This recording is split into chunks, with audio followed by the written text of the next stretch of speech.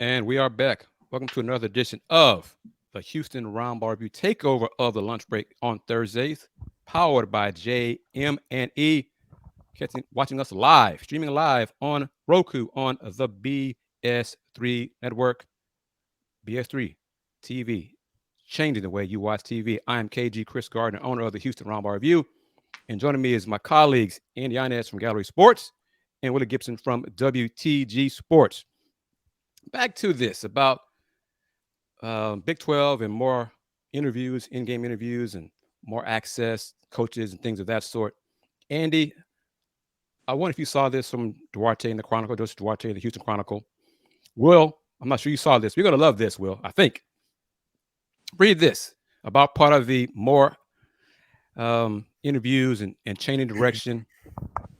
Duarte mentions that Brett Yormark encouraged league members to loosen constraints on their athletes' media availability. Interesting. Holgerson himself is no stranger to cameras. An independent film crew was embedded with the UH football program last season in conjunction with an all-access documentary being pitched to streaming services such as Netflix and Hulu. Quote, everything we did last year is on camera, end quote, Holgerson said. Will, what are your thoughts?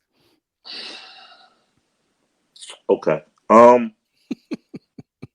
Yeah, that's first thought when you said an independent film crew, does UH have a communications program or a broadcast journalism program? Yes. Yes. Okay. But it was an oh yeah, I'm looking at the product. But to hear that an independent film crew was used, I'm like, wait a minute. Why not? If it's all about school support and unity, why not use the J school, the communications program? I'm sure there's some students, Andy, I'm sure you can attest, James. Congratulations, shout out to our colleague James as well. But that's the first thought. Like, why would you not use in-house production versus independent? Andy? I can speak from experience with that independent crew. And when they mean they were followed, they were legitimately followed around all season long. I Mhm. think I even got some airtime on that on the on the footage they got because they would record everything. When it came to questions that would be asked on the field stuff and just following the team around, even until away games.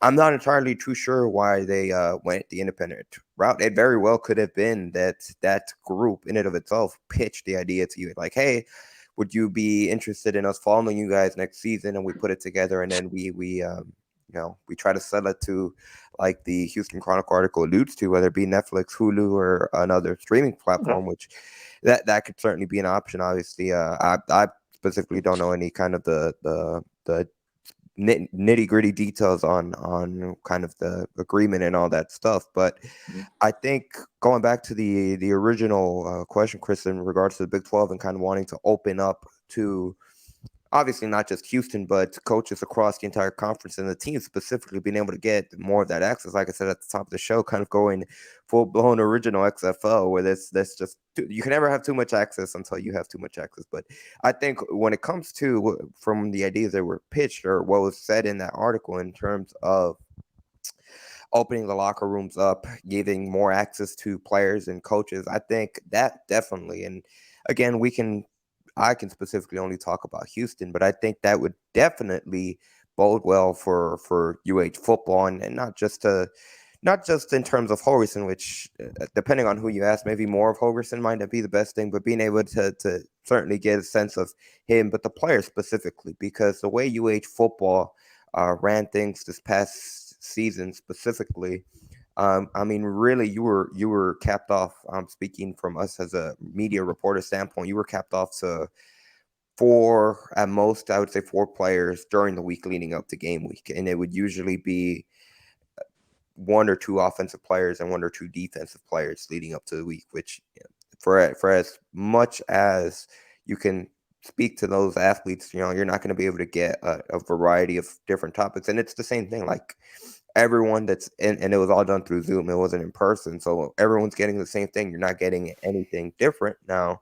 Compare it, and we also talked to Doug Belk, who's a defensive coordinator. That's it. It was Holgerson Monday, Doug Belk on Tuesday, and select student athletes on Tuesday as well. It would usually follow up Doug Belk. Compare that to the men's basketball team where you could go literally 3, 4, well, however many times they had Right. during the day or during the week. You could talk, head coach Kelvin Sampson would have his availability. Sometimes they would do it on Zoom too, but he would have at least one before every game. If you really needed him, barring some circumstances, you could talk to him after the practices too. But really, the after practices, for the most part, you could talk to relatively any player that you would want to, as long as you were able to get them, within their window before they had to leave for their workouts and stuff like that. So I think when you look at how much more accessible the men's basketball team, and granted, it's very different when you're talking about 13, 12 athletes compared to the football team, where it's a significant much more than that. But I think being able to see these athletes not just in a Zoom environment, being able to talk to them and just being able to get to know them better is only going to bode well. Specifically, again, going back to Houston, it would bode well for being able to have access to these players. But across the conferences, obviously, we don't know how much more open different programs are. But I think it's certainly going to benefit the Big 12 and specifically the players in the long run, because they get a chance to showcase their personality, and shoot, that could end up being better for them too in the long run when it comes to their NIL stuff. Agreed. It's about their brand, and it's not, just notify the media teams and put in a request. I want to talk to so and so football player today. One, 2, 3. Okay. And you talk to. I want to talk to 4, 5, 6. Okay. You arrange that ahead of time. Let the players know, hey, you're going to talk to Andy today. Okay. You're going to talk to Chris Gardner today. Okay. Why is that so difficult? Why is it, oh, well, nope. You're going to talk to who we want you to talk to. Real quickly to add Go on ahead. to football, they on Mondays when Dana Holgerson would give his availability, you'd be able to, if you wanted to talk to a specific player, you could request them. It wasn't guaranteed that you would get that player, but you could request a player for Tuesday. And this is the final question before we wrap it up here. Are you finding coaches wanting to limit the access of teams? Yes. Yes. I will say that in that article, Dana Holgerson seemed to be open to having more access. He did, and that surprised me. So that was another good thing for him. And last thing regarding the show being pitched to possibly Netflix or Hulu. What about ESPN Plus? I mean, especially now, if you're planning to still, it hasn't been aired yet or streamed, you will be joining the Big 12, and they have the Big 12 now on ESPN Plus. So this seems kind of obvious to me, but I digress in our closing moments here of the lunch break, powered by JM&E. Willy Gibson, you got first crack at how can folks find you on social media, my man? Appreciate it as always, gentlemen. You can find me on social media at Will Gibson